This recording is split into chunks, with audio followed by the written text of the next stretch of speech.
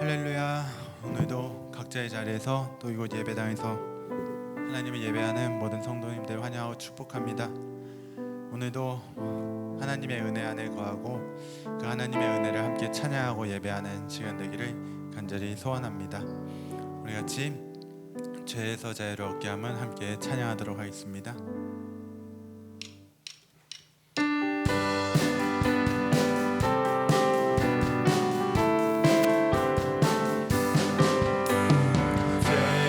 자유를 얻게 하는 보혈의 능력, 주의 보혈, 시험을 이기는 승리되니 참 놀라운 능력이로다.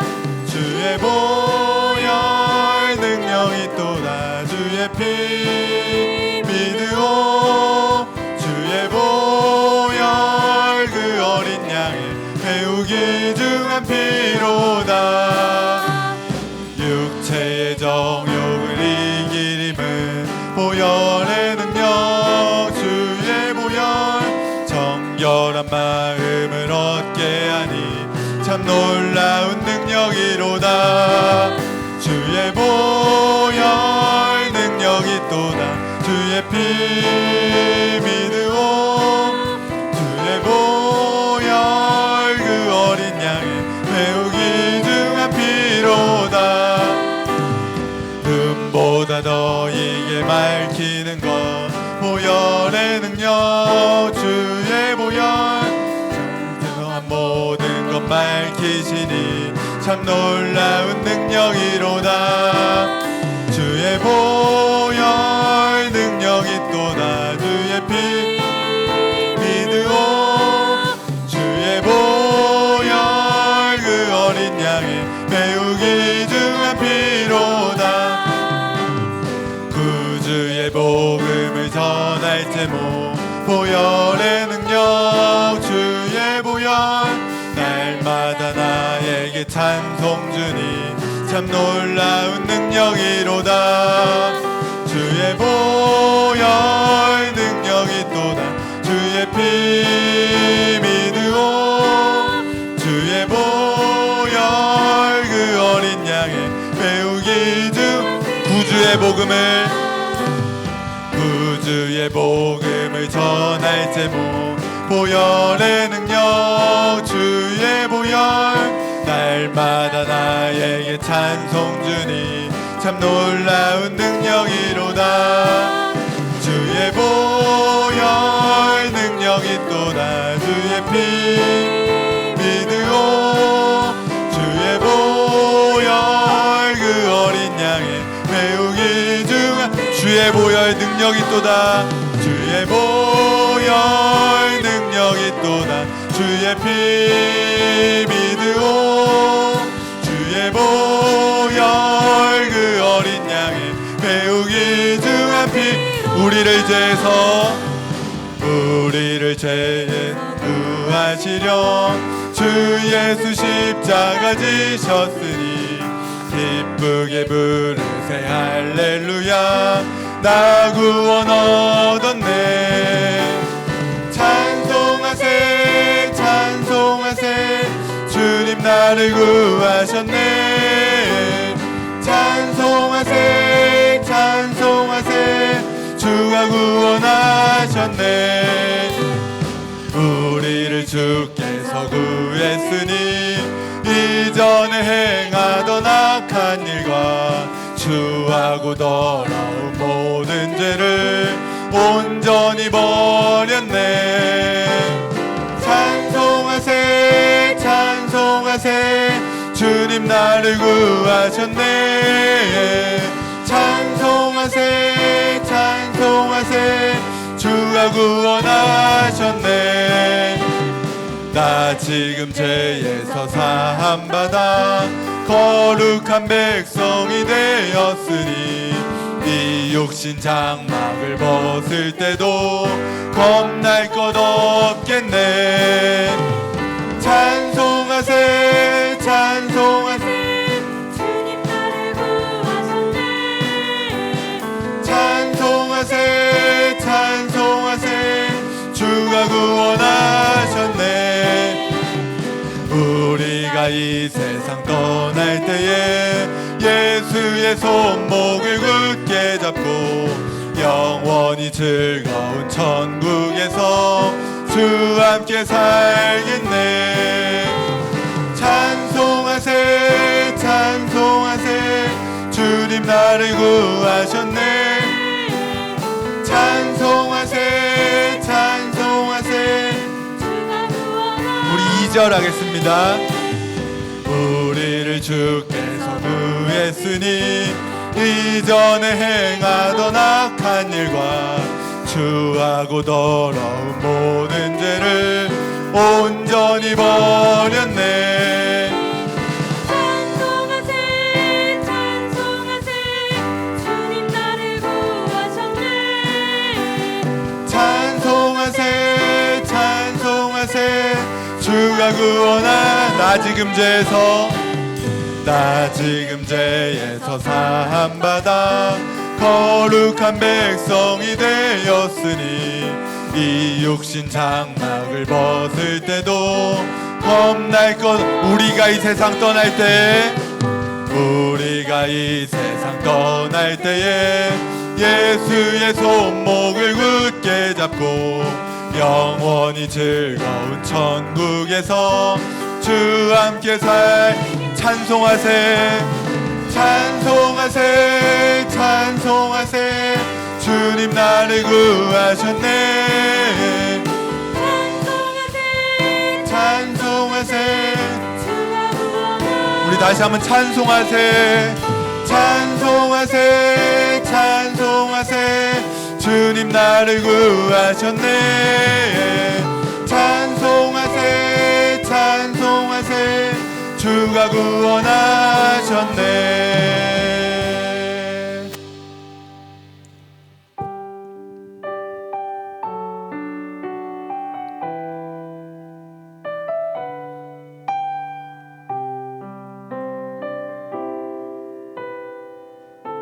주 나의 모습 보내 주 나의 모습 보내 상한 나의 맘 보시네. 주 나의 눈물 안에 홀로 울던 맘 아신 주 사랑 내게 있네. 주 사랑 내게 있네. 그 사랑이 날 채우네. 주 은혜 내게 있네. 그 은혜로 날 세우네. 세상 소망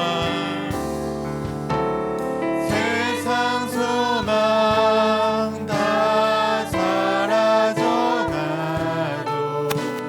주의 사랑은 끝이 없으니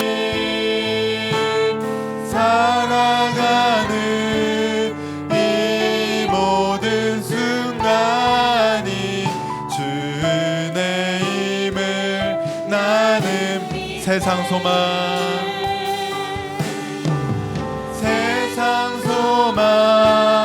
다 사라져가도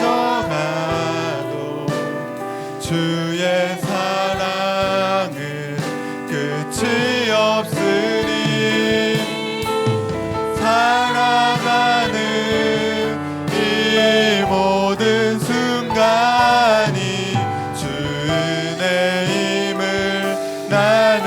우리 다시 한번 주 나의 모습 보내 주 나의 모습 보내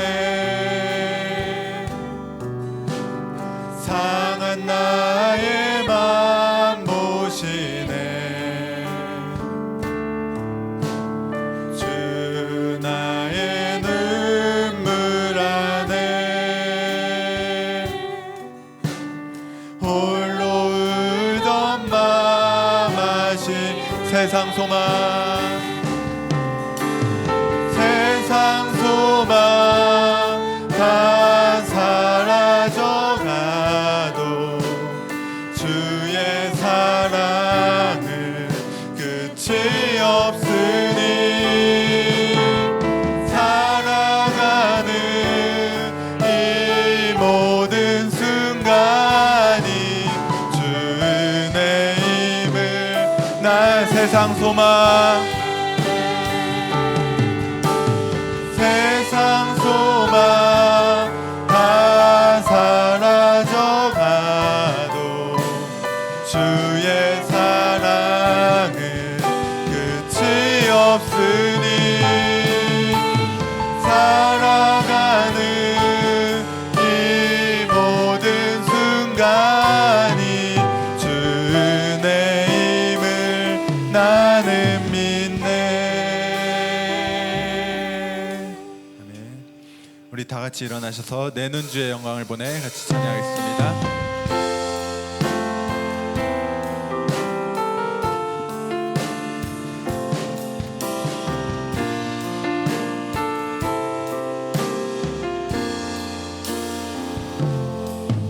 내는 주의 영광을 보내 우리 가운데 계신 주님, 그 빛난 영광 온 하늘 덮고 그 찬송 온 땅 가득해. 내는 주의 영광을 보내 찬송 가운데 서신 주님, 주님의 얼굴을 온 세상 향하네. 권능의 팔을 드셨네. 주의 영광 이곳에 가득해. 우린 선의 주님과 함께 찬양하며 우리는 전진하리. 모든 열방 주 볼 때, 모든 열방 주 볼 때까지, 모든 열방 주 볼 때까지, 모든 열방 주 볼 때까지, 모든 열방 주 볼 때까지.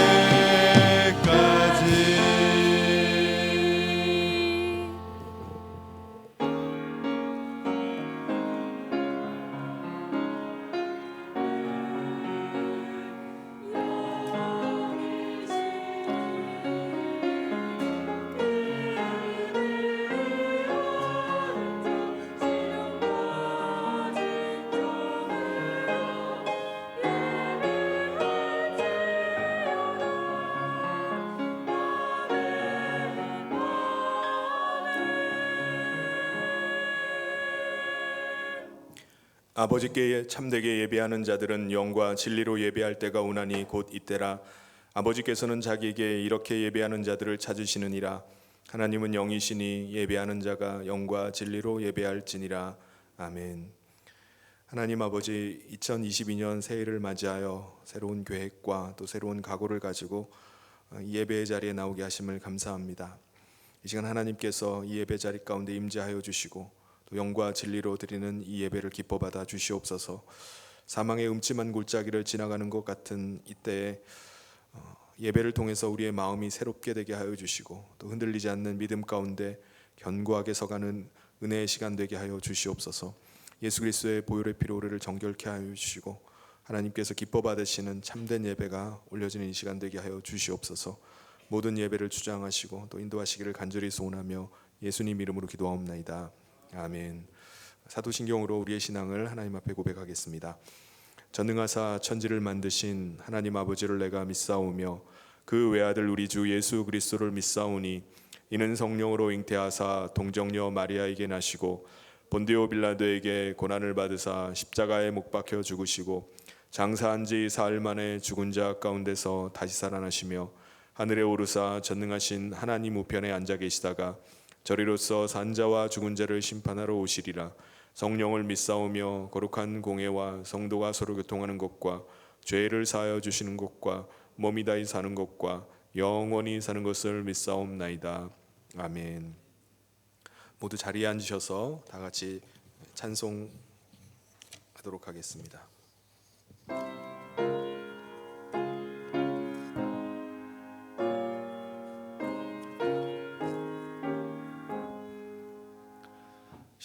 십자가를 질 수 있나 주가 물어보실 때 죽기까지 따르오리.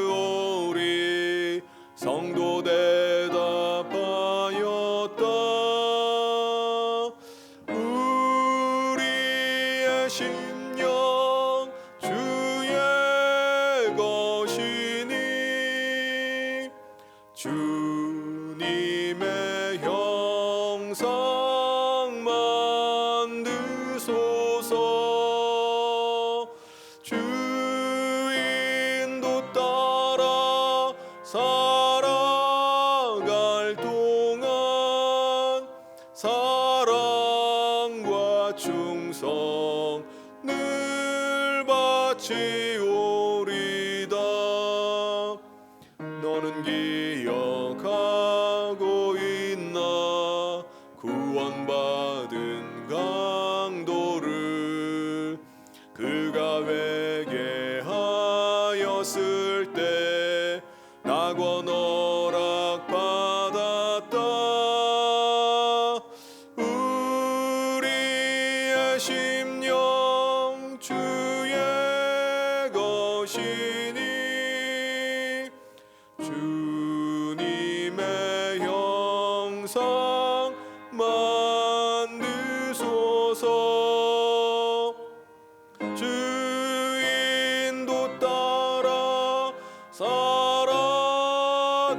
동안 사랑과 충성 늘 바치오리다. 걱정 근심 얻은 그늘 너를 둘러 덮을 때 주께 내 영 맡기겠나. 죄우 승리 믿으며 우리의 심령 주의 것이니 주님의 형상 만드소서.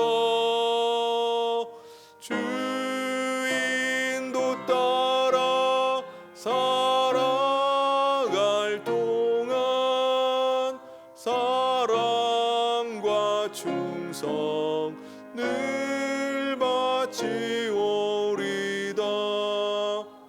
이런 일 다 알 수 있나 주가 물어보실 때 용감한 자 바울처럼 선뜻 대답하리라.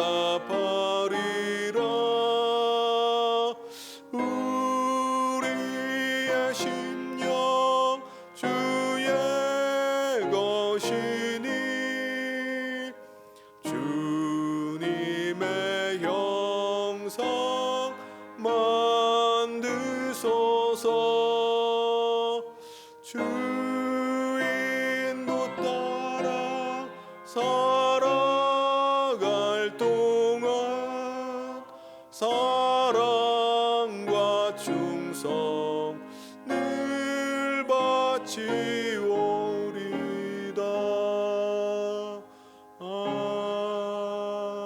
아멘. 이 시간 우리를 대표해서 백일균 장로님 나오셔서 기도 인도해 주시겠습니다.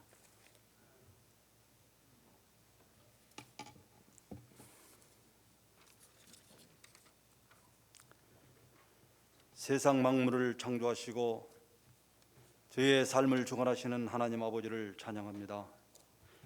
죄로 인해 죽었던 저희들을 십자가의 보혈로 구원하여 주시고 양자의 영으로 자녀 삼아 주심에 감사를 드립니다.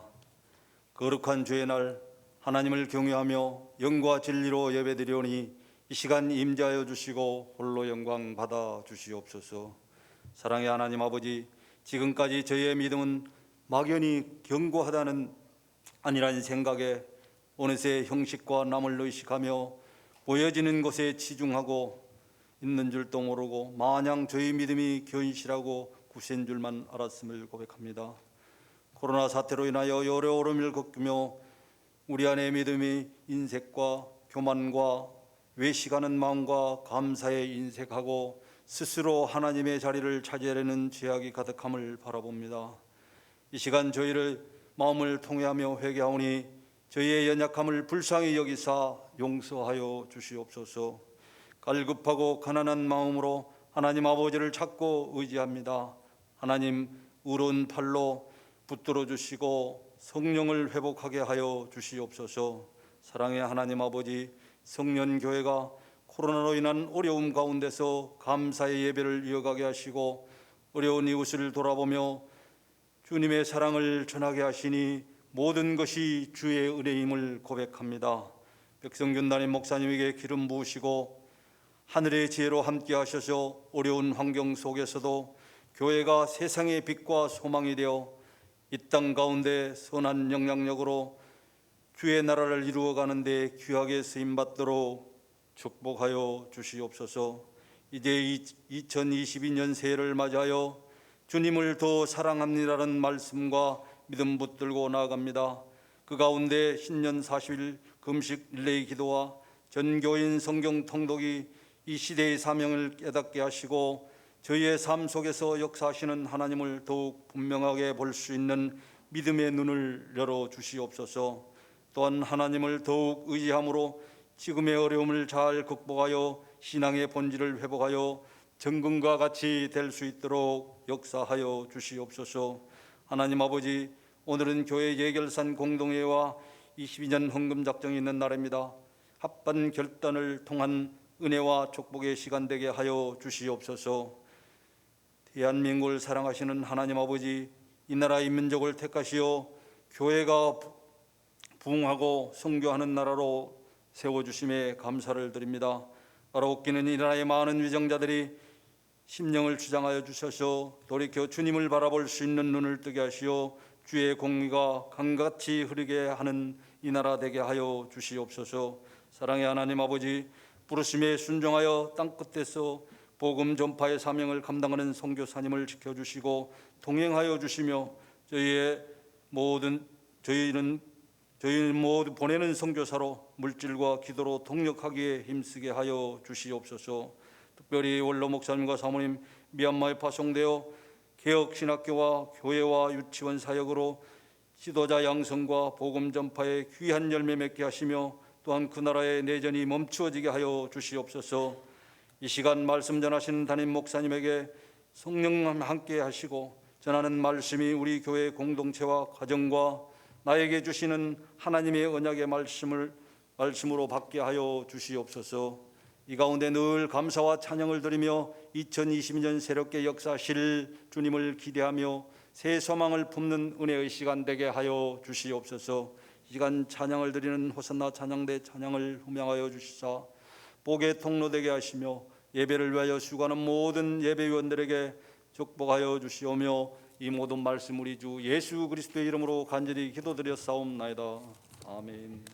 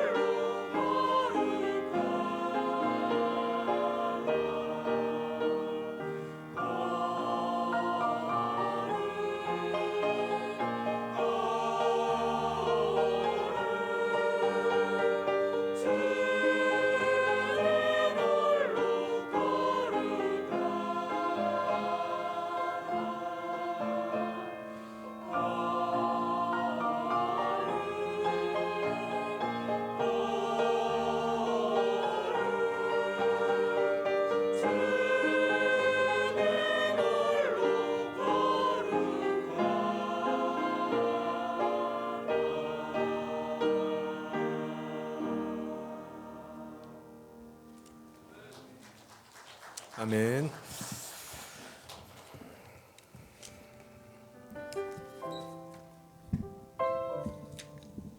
교회 소식 전해드리겠습니다. 주일 예배 안내입니다. 코로나 방역 지침에 따라서 모든 예배를 현장 예배로 드립니다. 그리고 온라인 예배로도 계속해서 드릴 수 있겠습니다.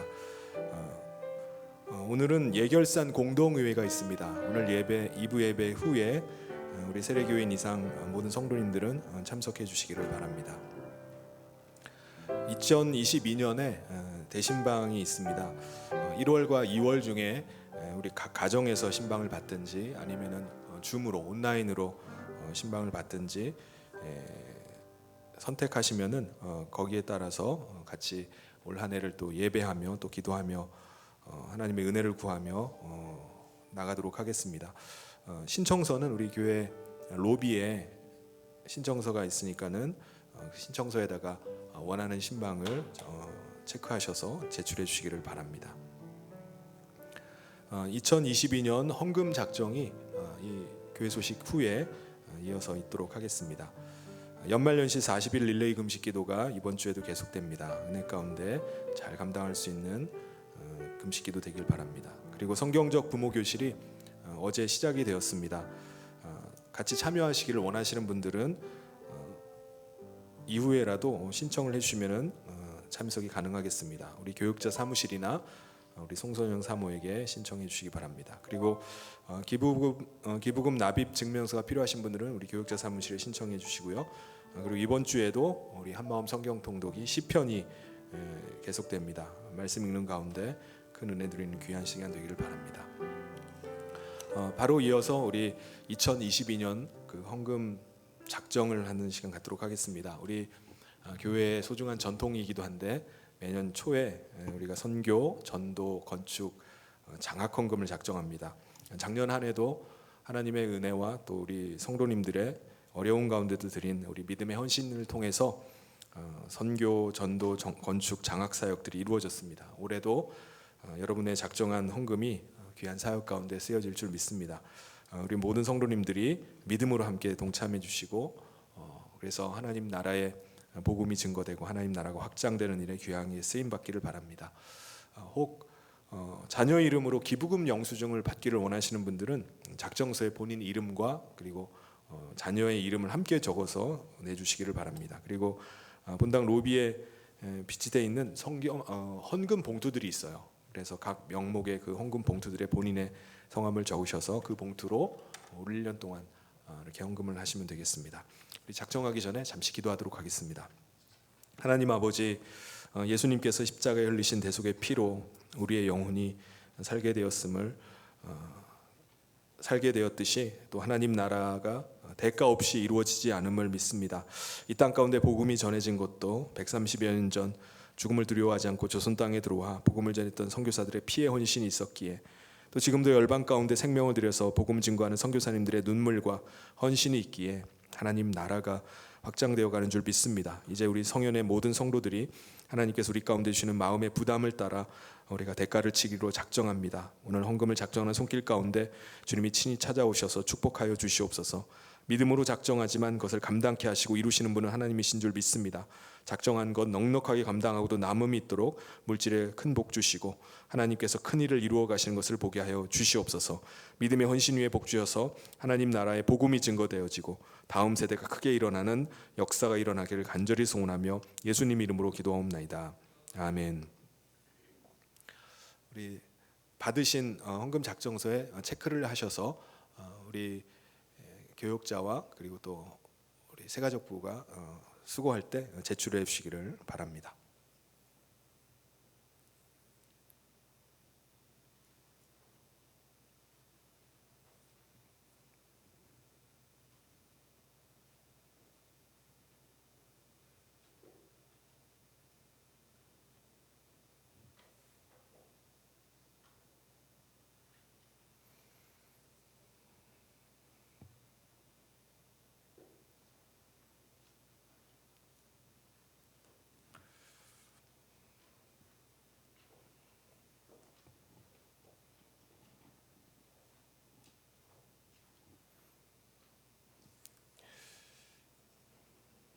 작정서를 우리 지금 내시는데 혹시 못 내시는 분들이 있으면은 이후에 나가시는 길에 우리 헌금함에 넣어주시면은 감사하겠습니다.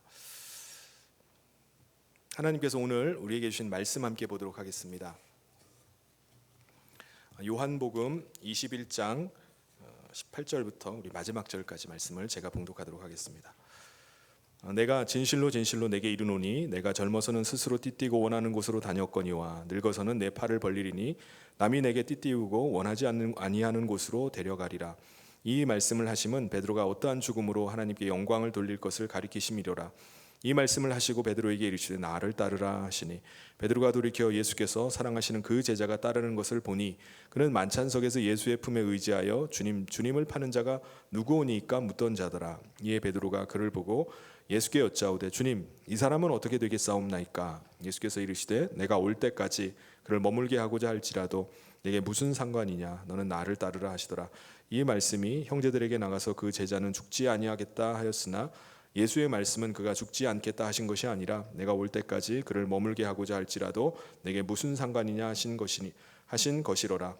이 일을 증언하고 이 일들을 기록한 제자가 이 사람이라. 우리는 그의 증언이 참된 줄 아노라. 예수께서 행하신 일이 이외에도 많으니 만일 낱낱이 기록된다면 이 세상에라도 이 기록된 것 책을 두기에 부족할 줄 아노라. 아멘. 우리는 한 해를 새로운 계획과 새로운 각오를 가지고 시작을 합니다. 신앙 성장을 위한 어떠한 계획을 세우기도 하고 또 맡겨진 사역에 대한 각오를 새롭게 다지면서 새로운 한 해를 시작합니다. 여러분 어떤 마음 가지고 새해를 이렇게 시작하셨습니까? 그런데 우리가 신앙생활에 뭔가 새로운 것을 시작하고자 할 때 우리가 잊지 말아야 될 것이 있습니다. 그것은 바로 우리가 무엇을 하든지 간에 내가 주님을 사랑함으로 그것을 하고자 하는 것입니다. 우리가 지난 주일에 그 말씀을 함께 나누었었는데요. 베드로는 부활하신 주님이 자기에게 친히 찾아오신 것을 너무나 반갑게 여겼어요. 그런데 예수님을 도저히 뵐 면목이 없었습니다. 왜냐하면은 그는 그 예수님을 면전에서 3번이나 부인하고 또 맹세하고 저주까지 했었기 때문입니다. 그런 그에게 예수님께서 찾아오셨고요. 그에게 물으십니다. 내가 나를 사랑하느냐? 이 물음 앞에 베드로는 너무나 고통스럽고 너무나 아파서 힘들었지만은 그가 대답을 합니다. 내가 주님을 사랑하는 줄 주님이 아십니다. 여러분 이게 이 베드로의 대답이 어떤 의미를 가진 대답이었죠? 제가 완전하지는 않지만 제가 부족한 건 너무나 잘 알지만은 그래도 제 마음 중심에는 주님을 사랑하는 그 마음, 그거 주님이 아시지 않습니까? 그러니 그 마음 가지고 주님이 내게 맡기신 일을 감당하겠습니다. 주님 사랑하는 마음 가지고 그 일을 시작하겠습니다. 라는 그 진심을 담아서 주님께 드렸던 그 마음의 헌신의 고백이었습니다. 그때 예수님께서는 이 베드로의 고백을 들으시고 베드로에게 내 양을 먹이라 이렇게 명령하셨어요. 그것도 3번이나 말씀하시죠. 내 어린 양을 먹이라, 내 양을 치라, 내 양을 먹이라. 3번이나 이렇게 반복하면서 당부하셨던 그 이유가 뭘까요? 베드로에게 그 예수님에 대한 사랑을 확인하시고 싶으셨던 것입니다. 그리고 주님을 사랑하는 그 마음 가지고 내가 맡긴 내 양을 돌보아 주기를 원하셨기 때문에 주님이 계속해서 그 사랑을 확인하셨어요. 예수님은 자신의 양들을 위해서 죽으셨습니다. 예수님은 교회를 위해서 죽으셨고요. 성도들을 위해서 죽으셨고요. 제자들을 위해서 죽으셨습니다. 그러니까 베드로야, 정말 내가 나를 사랑하느냐? 그럼 내 생명을 건져낸 내 양들을 맡길 테니까 내 양을 좀 돌보아다오. 내 양을 좀 먹여다오. 이 양들은 바로 나의 심장이고 나의 생명이란다. 내가 나의 심장인 교회를 맡길 테니까 너가 잘 섬겨다오. 내가 나의 생명인 하나님의 교회를 맡길 테니까 너가 좀 잘 돌보아다오. 이것을 부탁하신 것입니다. 우리는 예수님께서 자신의 심장이요, 자신의 생명과 과도 같은 이 양들을 베드로에게 맡겼을 때 베드로가 어떤 대답하기를 우리가 기대를 하죠? 예수님께서 이렇게까지 말씀하셨으니까 당연히 베드로는 알겠습니다, 주님. 제가 부족하지만 주님 명령에 순종하겠습니다. 제가 생명 다해서 주님이 맡겨주신 이 양들을 돌보겠습니다. 그 삶을 살겠습니다. 라고 하는 대답할 것으로 기대를 합니다. 그렇죠? 그런데 예수님은요, 베드로의 그런 대답을 기다리지도 않고 한 가지를 더 덧붙여서 말씀하시는 거예요. 베드로에게 양무리를 돌보고 양무리를 섬긴다는 것, 지금 주님이 부탁하시는 이 일이 어떤 일인지에 대해서 예수님께서 덧붙여서 말씀하시는 거예요. 대답하기 전에 너가 하게 되는 일이 어떤 일인지를 생각해보고 결정하라는 것입니다. 18절 19절에 보면 내가 진실로 진실로 내게 이르노니 내가 젊어서는 스스로 띠띠고 원하는 곳으로 다녔거니와 늙어서는 내 팔을 벌리리니 남이 내게 띠띠우고 원하지 아니하는 곳으로 데려가리라. 이 말씀을 하심은 베드로가 어떠한 죽음으로 하나님께 영광을 돌릴 것을 가리키심이로라. 이 말씀을 하시고 베드로에게 이르시되 나를 따르라 하시니. 예수님께서 왜 이런 말씀을 베드로에게 하셨다고요? 네, 제가 그 길을 가겠습니다 라고 대답하기 전에 베드로가 가게 되는 그 사명의 길이 어떤 길인지, 어떤 삶이 펼쳐지는지, 어떤 결과가 나타나는지를 이 베드로가 알고 결정해야 되기 때문에 그렇습니다.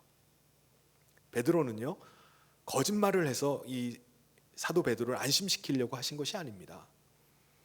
예수님은 이 길이 쉬울 거라고 그렇게 베드로에게 말씀하시지 않으셨어요.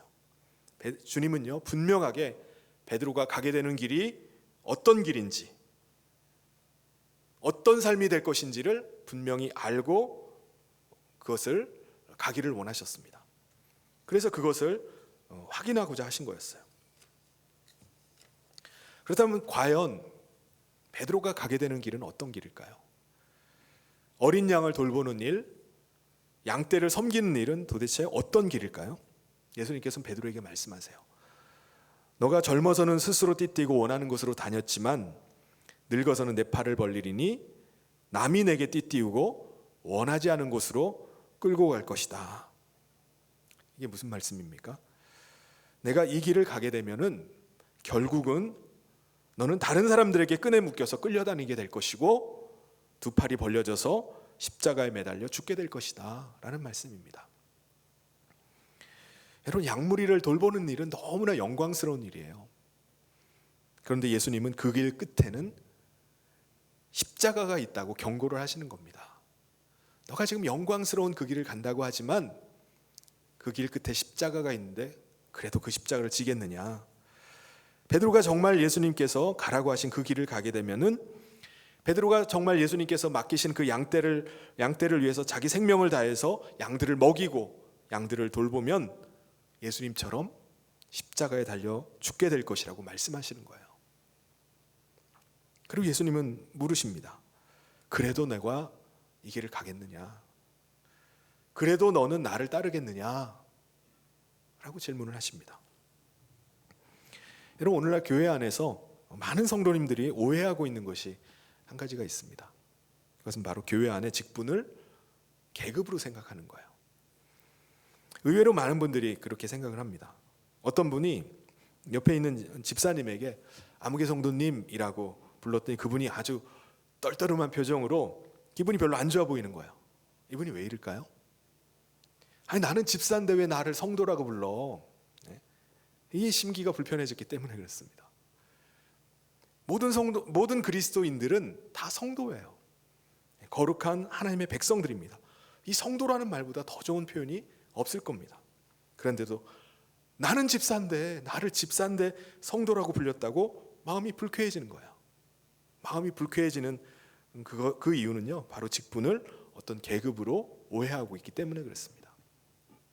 또 어떤 분이 지나가면서 한 권사님에게 아무개 집사님이라고 불렀더니 그분이 목소리 아주 짜증이 잔뜩 실려가지고 대답을 하는 겁니다. 왜 그러는 거죠? 아니, 내가 권사 되기 위해서 얼마나 노력하고 애를 쓰고 수고를 했는데 아직도 나를 집사라고 부르다니. 심기가 불편해지기 때문에 짜증 섞인 목소리로 대답을 하는 겁니다. 이런 분들 중에는요, 직분자를 세우는 이 피택에 떨어지기라도 하면요, 큰 시험에 들 수 있는 분들입니다. 심한 경우는 아예 교회를 떠나기까지 하는 분들도 있어요.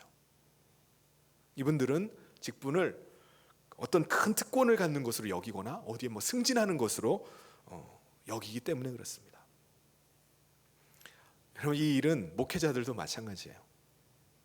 전도사에서 강도사가 되고 강도사에서 목사가 되는 것을 진급하는 것으로 여깁니다.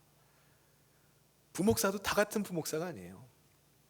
수석 부목사를 하면은 또 한 단계 진급한 것으로 여깁니다. 거기에 담임 목사가 되었다? 그건 더 한 단계로 진급한 것으로 여깁니다.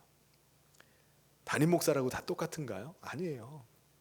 개척교회 목사가 있고 중형교회 목사가 있고 대형교회 목사가 다 달라요. 큰 교회 목사는 뭐 더 좋은 자리, 더 많은 권한이 큰 교회 목사에게 주어집니다. 거기에 초대형 교회 목사가 나타나면 어떻게 되죠? 다 무릎 꿇는 겁니다. 이건 목회자들도 직분을 오해하고 있는 것입니다. 여러분, 초대교회 성도들은요, 이 직분을 그렇게 이해하지 않았습니다. 예수님께서도요, 직분을 어떤 권한을 행사하고 사람들에게 섬김받는 것으로, 권력을 갖는 것으로 말씀하신 적이 단 한 번도 없어요. 예수님께서 양무리를 돌보라, 예수님께서 양무리를 먹이라고 하는 것은 주님과 함께 십자가를 지라고 말씀하시는 겁니다. 주님 길을 따르라고 하시는 거예요. 여러분, 직분을 받는다는 것은요, 그러니까 결국은 십자가를 지고 십자가에 달려 죽는 것을 의미하는 것입니다. 그게 직분을 받는 거예요.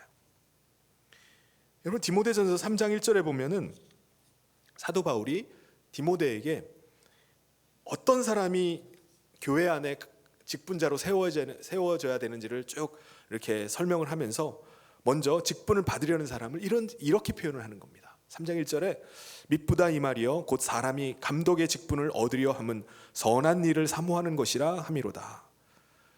직분을 원하는 사람, 직분 받기를 원하는 사람은 정말 선한 일을 사모하는 아주 훌륭한 사람입니다 라고 이렇게 칭찬을 하는 겁니다. 왜 이렇게 직분 받는 사람에 대해서 칭찬을 하죠? 당시 사람들은요, 직분을 다 받으려고 하지 않는 거예요. 디모데가 섬기고 있던 에베소 교회 성도들은요, 다 직분 받기를 원치를 않아요. 감독되는 거 싫어하고요, 장로 되는 것 너무너무 싫어합니다. 우리 교회에 장로님이 되어 주십시오 라고 하면은 도망가 버리는 거예요.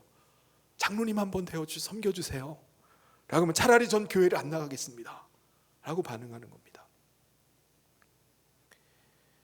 그래서 사도 바울은 감독의 직분을 받는 사람은 선한 일을 사모하는 사람이기 때문에 너무너무 훌륭하다라고 이렇게 말하는 겁니다. 그만큼 감독이 된다는 거, 장로가 된다는 거, 교회의 직분을 받는다는 것은요, 너무나 두렵고 떨리는 일이었고 특별히 너무나 많은 희생을 감수해야 되는 일이었기 때문에 그렇습니다. 이 일이 너무나 어렵기 때문에 사람들이 다 피하는 자리였어요. 여러분, 초대교회의 직분을 받는다는 것은요, 주님의 교회를 위해서 내가 고난을 받겠습니다 라고 각오하는 일이었습니다. 실제로 당시 로마는요, 기독교를 박해를 했습니다. 그런데 로마가 기독교를 핍박할 때 교회 기독교 전부를 다 핍박하는 것이 아니라 로마의 통치하에 있는 그 국가들의 종교를 로마는 포용을 했어요. 그래서 핍박을 가하더라도 기독교인 모두를 다 핍박하는 게 아니라 기독교의 리더들을 핍박을 했습니다. 교회의 리더들을 핍박을 한 거예요. 그래서 교회의 리더가 된다고 하는 것은요, 핍박의 대상이 되는 것을 의미합니다. 그리고 실제로 끌려가서 죽임당할 수 있는 것을 각오해야 되는 것이 바로 교회의 직분자였어요. 그래서 직분은 목숨을 걸고 받아야 되는 겁니다. 직분을 맡는 순간에 나와 내 가정이 풍비박산 날 수 있다는 것을 각오하고서 받아야 되는 거예요. 그럼에도 불구하고 주님이 당신의 사랑하는 무리를 내게 맡기셨다는 것을 내가 믿고, 알겠습니다, 이 일이 분명히 죽음의 길이고 이 일이 바로 십자가의 길이고 내가 망하는 길이라 할지라도 제가 그 길을 가겠습니다 라고 고백하면서 그 직분을 맡은 사람들은 어떤 사람들이죠? 너무나 선한 일을 사모하는 사람인 것입니다. 그래서 사도 바울이 그들을 칭찬하는 거예요. 정말 이 사람들은, 직분을 맡는 사람들은 정말 선한 일을 사모하는 사람들입니다 라고 말하는 겁니다. 예수님은요, 이렇게 베드로에게 앞으로 어떤 일이 일어나게 될 것인지, 너가 나를 따르게 되면은 어떻게 될 것인지를 말씀합니다. 그리고 나서 그래도 너가 나를 따르겠느냐라고 물으세요. 19절에 이 말씀을 하시면 베드로가 어떠한 죽음으로 하나님께 영광을 돌릴 것을 가리키심이로라. 이 말씀을 하시고 베드로에게 이르시되 나를 따르라 하시니. 예수님의 이 무거운 명령 앞에 어떤 일이 벌어질지 말씀하시는 그 예수님의 말씀 앞에 이제 베드로가 대답할 차례입니다. 나를 따르라. 이 명령 앞에 베드로가 대답을 해야 돼요. 베드로가 어떻게 대답했을까요? 사랑하는 성도 여러분, 여러분이라면은, 이 베드로의 입장에 있다면 여러분은 어떻게 대답하시겠습니까?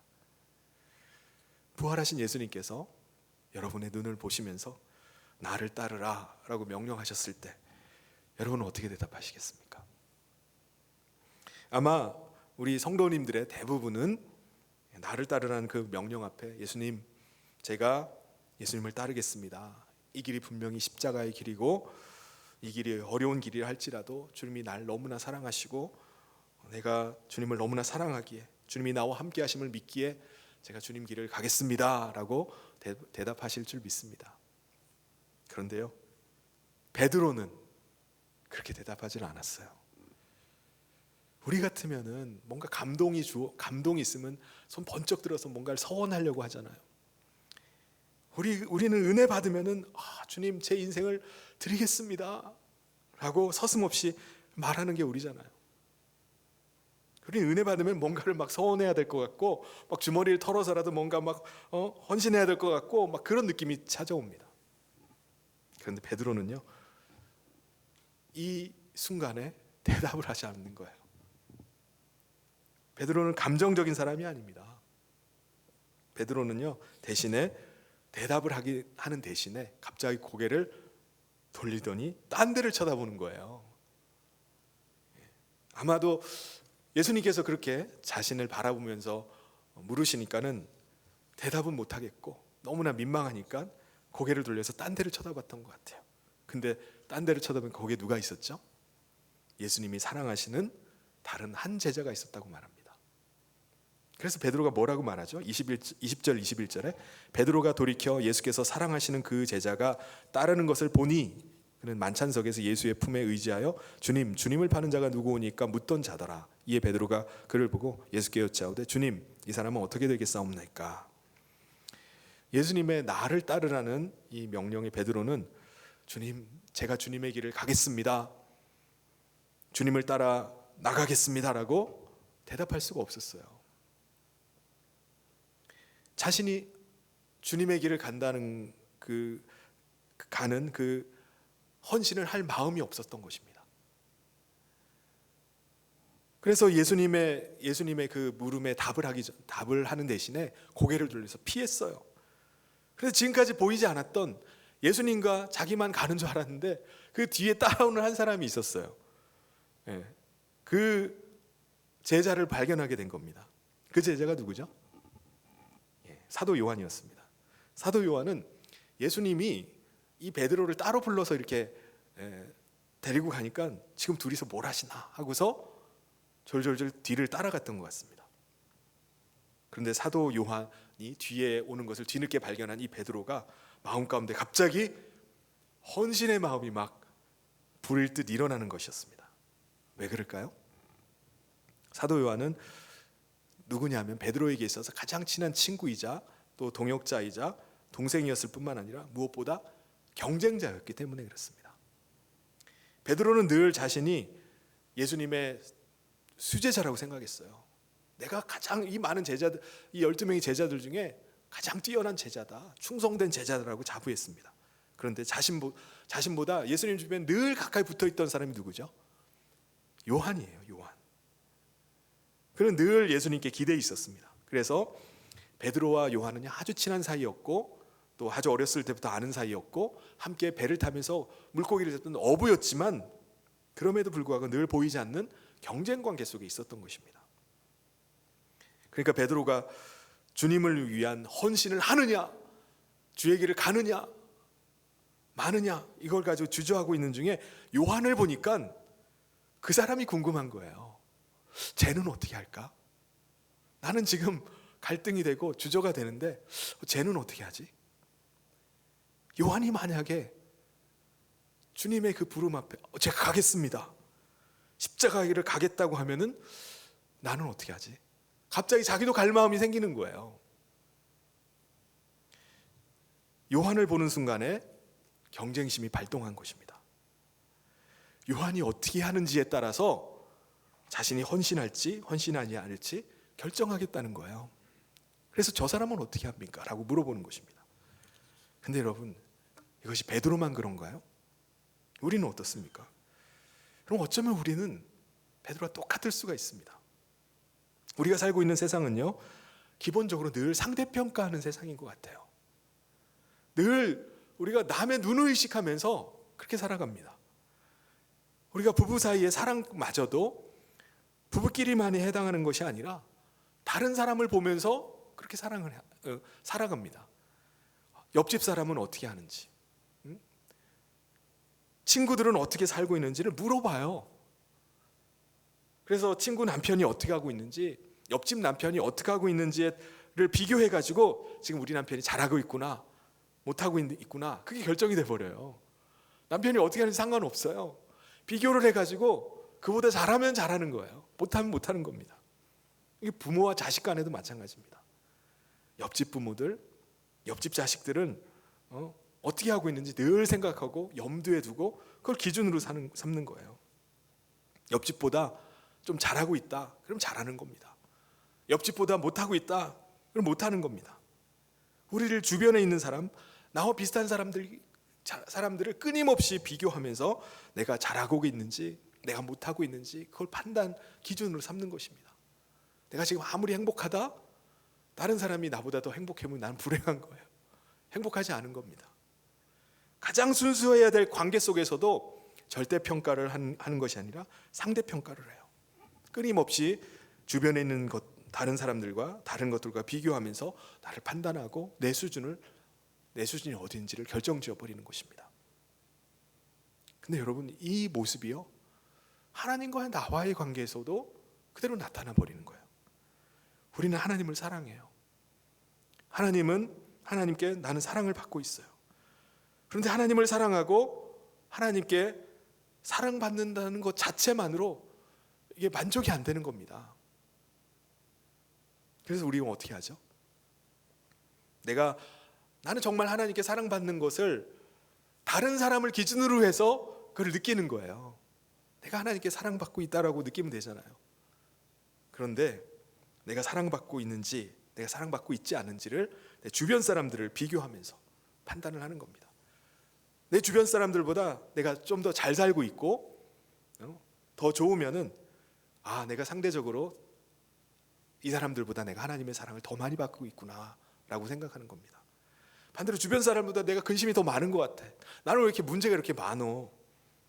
난 걱정거리가 왜 이렇게 많은 거야? 이걸 보면서 나는 하나님의 사랑을 덜 받고 있구나 라고 생각하는 겁니다. 주변 사람들이 나보다 더 건강하지도 않은 것 같아요. 자녀들도 보니까 뭔가 좀 잘 안 되는 것 같아요.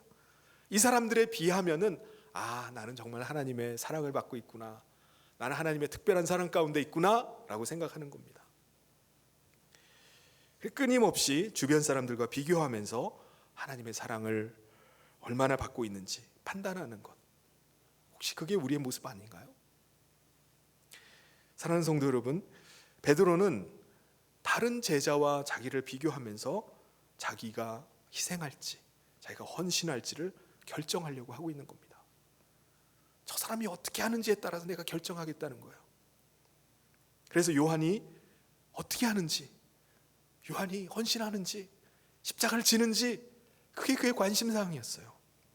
경쟁자와의 이 경쟁에서 이길 수만 있다면, 내가 예수님의 제자가 될 수만 있다면, 그럼 난 주님 따르겠습니다.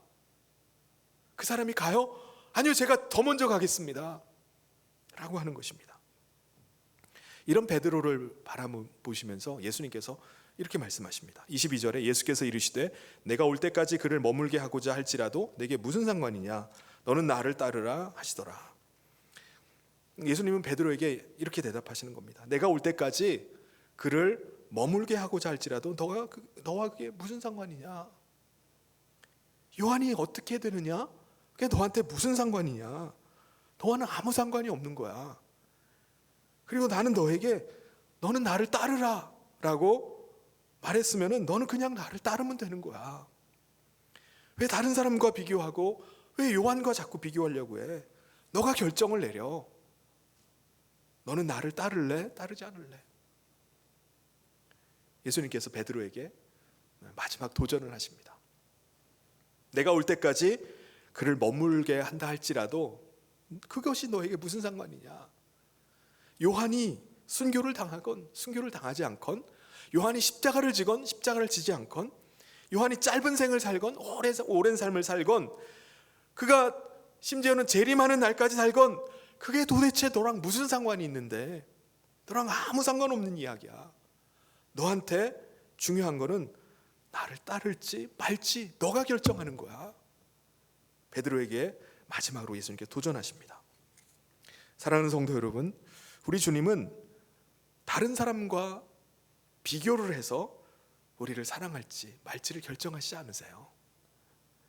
내가 좀 부족하더라도, 내가 남들보다 잘할 수 있는 것이 많이 없다 할지라도 주님은 있는 모습 그대로의 우리를 받아주시고 우리를 사랑하시는 겁니다. 내가 주님 앞에 뭔가 내세울 만한 것도 없어요. 내가 주님 앞에 뭔가 드릴 만한 것도 없어요. 내가 드릴 것이 많이 있고 내가 주님 앞에 내세울 만한 것이 많이 있어야지 우리 주님의 관심을 끄는 것이 결코 아닙니다.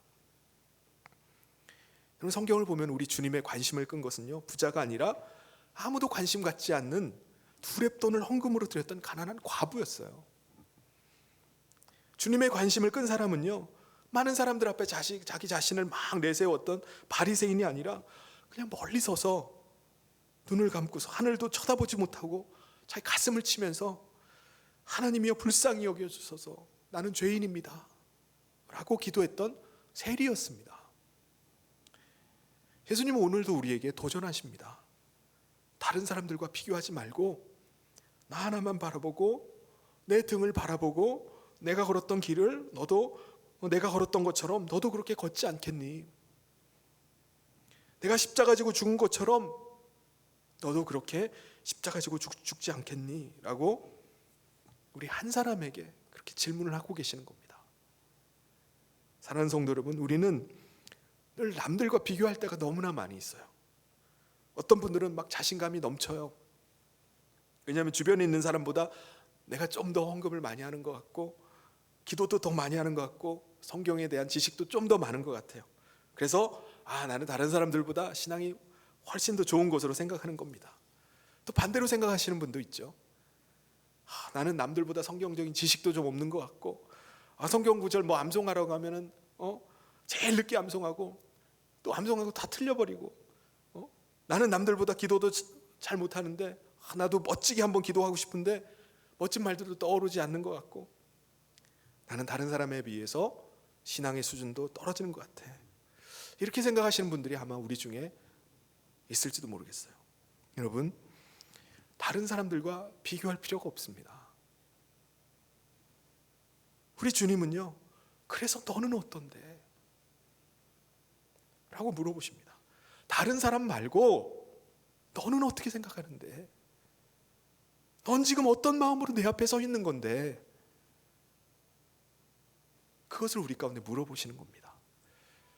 여러분, 주님의 그 질문 앞에 여러분 솔직하게 대답할 수 있기를 바랍니다. 사랑하는 성도 여러분, 나를 따르라고 말씀하시는 그 주님 앞에 여러분이 정말 마음에 원하면은 네, 알겠습니다, 제가 주님을 따르겠습니다 라고 대답하면 되는 거예요. 주님이 나를 그렇게나 사랑하시고 주님이 나를 그렇게 쫓아오셔서 그렇게 나를 향한 사랑을 확인시키시고 그 다음에 나를 바라보시면서 너는 나를 따르라 라고 말씀하셨을 때 여러분 주변을 두리번거리지 마세요. 사람이 지금 손 들고 있나 손 안 드는지를 확인하지 마시기 바랍니다. 앞뒤 주변 사람들 분위기는 어떤지, 내 앞에 갔던 선배들은 어떻게 했는지, 내 뒤에 따라오는 후배들은 어떻게 하고 있는지 그걸 물어보지를 마세요. 주님 우리에게 물어보시는 거예요. 나에게 물어보시는 겁니다. 여러분의 마음이 이것이 비록 고난의 길이고 십자가의 길이 죽는 길이라 할지라도 주님을 정말 내가 사랑하고 이 길이 분명히 참된 길이라면 네 알겠습니다. 주님 제가 그 길을 따라가겠습니다 하고 고백하면서 주님 가셨던 그 길을 따라 나가면 됩니다.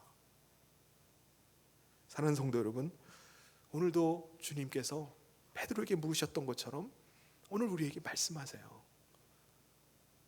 그 주님의 물음 앞에 주변을 두리번거리는 것이 아니라 주님 앞에 그 주님의 부르심 앞에 아멘으로 발걸음을 옮길 수 있기를 바랍니다. 그래서 올 한 해 우리가 주님의 등을 바라보며 주님이 가셨던 그 길을 따라 나가서 마침내 주님께서 우리 가운데 예비하신 큰 은혜를 누리게 되는 저와 우리 모든 사랑하는 성도님 되시기를 주님의 이름으로 축원합니다. 같이 기도하겠습니다. 하나님 아버지 감사합니다. 2022년 한 해를 이렇게 시작하면서 베드로가 고백했던 주님을 더 사랑합니다라는 이 말씀을 붙잡고 저희들도 나가게 하심을 감사합니다. 올 한 해 저희가 너무나 부족하고 또 연약한 가운데 있지만 주님을 사랑하는 마음으로 주의 길을 가기를 소원합니다. 그 길이 비록 험한 길이고 또 십자가의 길이라 할지라도 주님 의지하고 주님 따라서 주님이 함께 하심을 믿음으로 나가기를 소원합니다. 하나님 우리 안에 다른 사람들과 비교하고 또 주변 사람들을 살피고 환경을 바라보는 것이 아니라 주님이 나를 찾아오시고 나를 부르신 그 부르심 앞에 믿음으로 결단하고 순종하며 나가는 저희들 되게 하여 주시옵소서. 주님께서 우리와 함께 하시고 붙잡아 주실 줄 믿습니다. 올 한 해가 정말 하나님의 은혜를 경험하는 복된 한 해 될 수 있기를 간절히 소원하며 예수님 이름으로 기도하옵나이다. 아멘. 우리 다 같이 자리에서 일어나셔서 우리 마지막 찬양하면서 봉헌하도록 하겠습니다.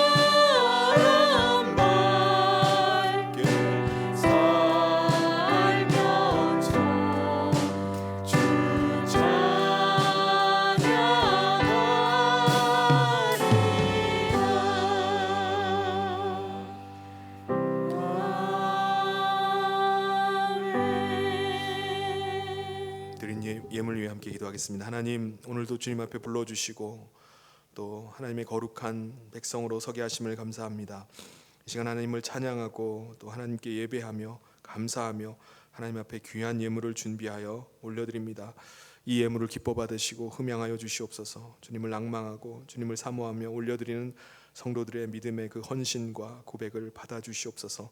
하나님 10의 1을 구별하여 드리는 가정, 또 감사 예물을 드리는 가정, 또 주님의 전을 위해서 구별된 모든 예물들 가운데 축복하여 주시옵소서.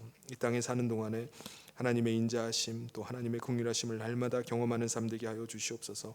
특별히 새해 하나님의 잉태하심을 구하며 나가는 가정, 또 하나님께서 대문을 열어주시고 또 진로를 놓고 기도하는 가정들, 하나님 선한 인도하심이 그 가운데 있게 하여 주시옵소서. 그리하여서 올 한 해 하나님의 도우심과 또 하나님의 은혜를 충만하게 경험하는 복된 한 해 되기를 간절히 소원하며 예수님 이름으로 기도하옵나이다. 아멘. 지금은 우리 주 예수 그리스도의 은혜와 하나님 아버지의 사랑하심과 성령의 감동 교통 위로 축복하심이 주님을 사랑함으로 주의 길을 따라가기로 결단하며 나가는 사랑하는 모든 성도들 위에 지금부터 영원토록 함께 있을지어다. 아멘.